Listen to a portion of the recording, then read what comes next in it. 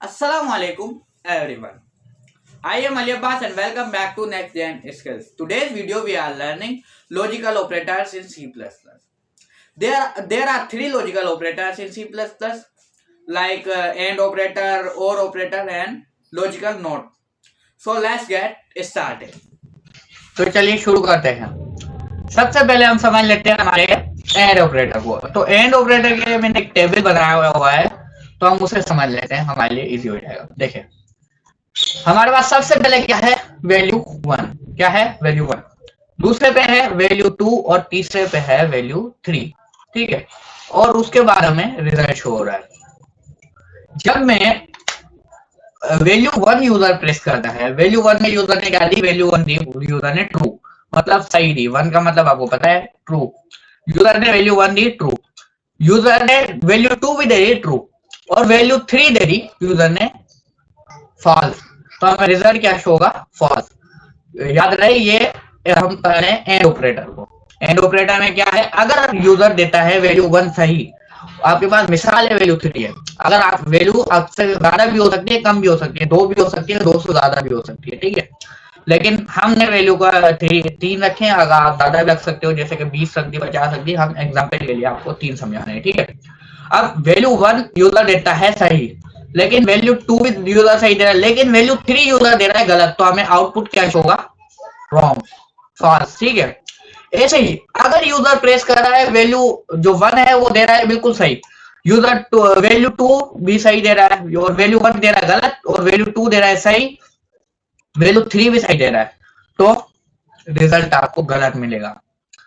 अगर user value 1 सही दे रहा है, वैल्यू 2 गलत दे रहा है, और वैल्यू 3 भी गलत दे रहा है, तो जब भी रिजल्ट आपको गलत मिलेगा। यूजर वैल्यू 1 सही देता है और वैल्यू 2 सही देता है, और यूजर वैल्यू 3 सही देता है, जब जाके हमें रिजल्ट 1 मिलता है। मतलब क्या है इसका, मतलब ये है कि अगर आपके पास है लॉजिक 5 और आप दे रहे हो पांचों के पांचों सही, तो आपका एंड ऑपरेटर काम करेगा। अगर 5 में से एक भी गलत हुआ, आपकी लॉजिक काम नहीं करेगी, आपकी स्टेटमेंट काम नहीं करेगी। जैसे कि हम बोलते हैं, मैं आपको एग्जांपल दूंगा, जैसे कि हम बोलते हैं कि ए डबल इक्वल है किसके, 30 के, और अगर ए डबल इक्वल है 30 के, चेक करो, हम इफ लगा देंगे, इफ अगर ए डबल इक्वल है 30 के, और हम लगाएंगे और एंड ऑपरेटर।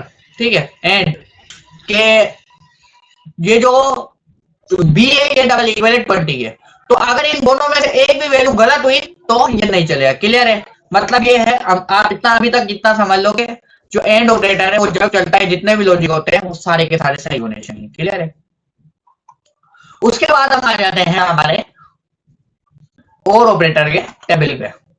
और ऑपरेटर का टेबल क्या है, सॉरी मेरा गला खराब है। और ऑपरेटर का टेबल क्या है, वैल्यू 1 जो है, अगर यूजर देता है वैल्यू 1 गलत, और वैल्यू 2 भी गलत देता है, लेकिन वैल्यू 3 दे रहा है यूजर सही, तो हमें रिजल्ट क्या मिलेगा, सही मिलेगा। अगर वैल्यू 1 दे रहा है यूजर सही, और वैल्यू 2 दे रहा है गलत, और वैल्यू 3 भी गलत दे रहा है, तो जब भी हमें रिजल्ट सही मिलेगा। और अगर वो यूजर तीनों वैल्यू गलत दे रहा है, वैल्यू 1 भी गलत दे रहा है, वैल्यू 2 भी, वैल्यू 3 भी गलत दे रहा है, तो जब जाके रिजल्ट हमें गलत मिलेगा। और अगर वैल्यू 1 भी सही दे रहा है, वैल्यू 2 भी सही दे रहा है, वैल्यू 3 भी सही दे रहा है, जब जाके हमें रिजल्ट सही मिलेगा। क्लियर है, मतलब ये है कि एंड ऑपरेटर जो है उसके अंदर आप जितने भी लॉजिक लगा रहे हो वो सारे के सारे सही होने चाहिए, जब चलेगी स्टेटमेंट। और जो और ऑपरेटर है उसके अंदर जितने भी लॉजिक है उनमें से एक भी सही हुआ, आपकी स्टेटमेंट काम करेगी। क्लियर है, और उसके बाद आते हैं हम लॉजिकल नोट के ऊपर। लॉजिकल नोट क्या है, बेसिकली ये काम करता है कि क्या ये बराबर नहीं है, मतलब ये नहीं के काम करता है, तो ये इसकी एग्जाम्पल भी हम देख लेंगे। क्लियर है, तो चलिए हम चलते हैं कोड की तरफ। मैंने लिखा है include IOStream using namespace std int main parentheses and curly braces। Clear है, अब हम चलते हैं हमारे लॉजिक की तरफ। मैंने एक वेरिएबल बनाया, इंट के 3 वेरिएबल बना लिए, एक मैंने बनाया a, दूसरा मैंने बनाया b, और तीसरा मैंने बनाया c।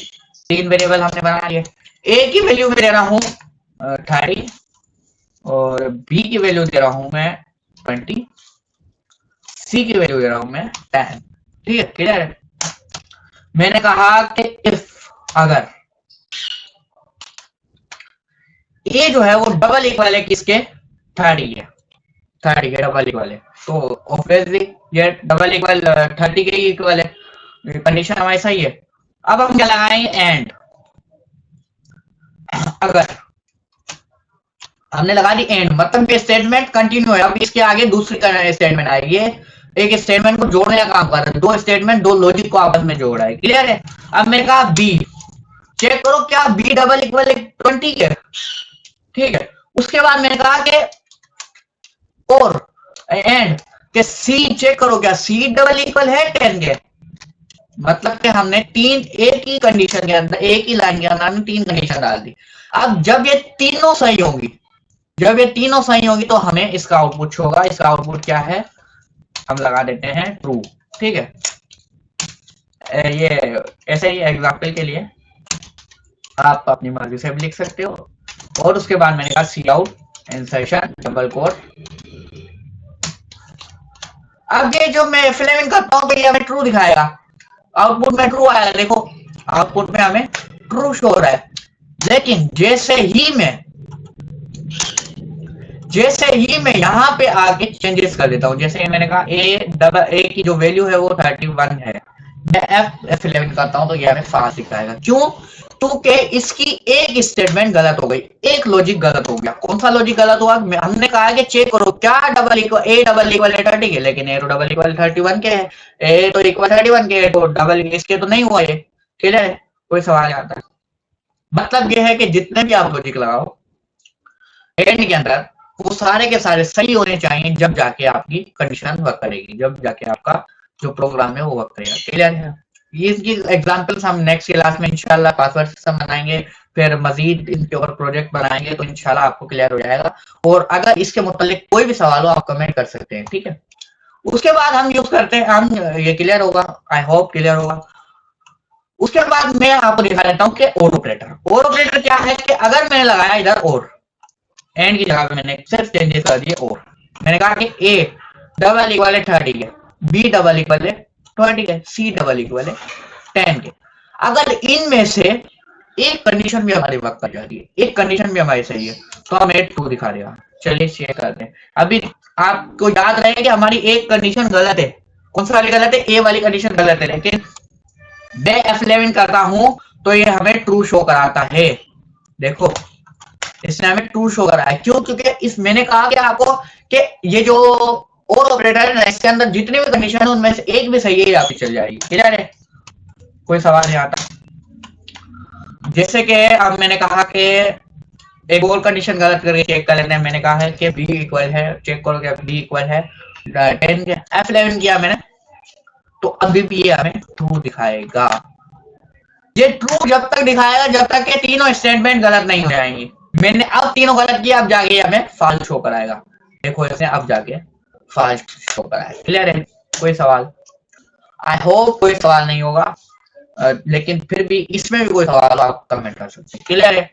उसके बाद हम चल लेते हैं हमारे लॉजिकल नोट की तरफ। लॉजिकल नोट क्या काम करता है, मैंने लगाया कि एंड, आप और भी लग के साथ भी यूज कर सकते हो। मैंने कहा एंड ए डबल इक्वल है 30 के, और मैंने एक ब्रैकेट खोली, मैंने कहा कि इसको मैंने ब्रैकेट में रख दिया, इसको भी हम ब्रैकेट में लगा देते हैं, और यहाँ पे इसका एंड लगा दिया मैंने, और यहाँ पे इसको भी मैंने एक ब्रैकेट में रख दिया, ठीक है। मैंने कहा कि चेक करो,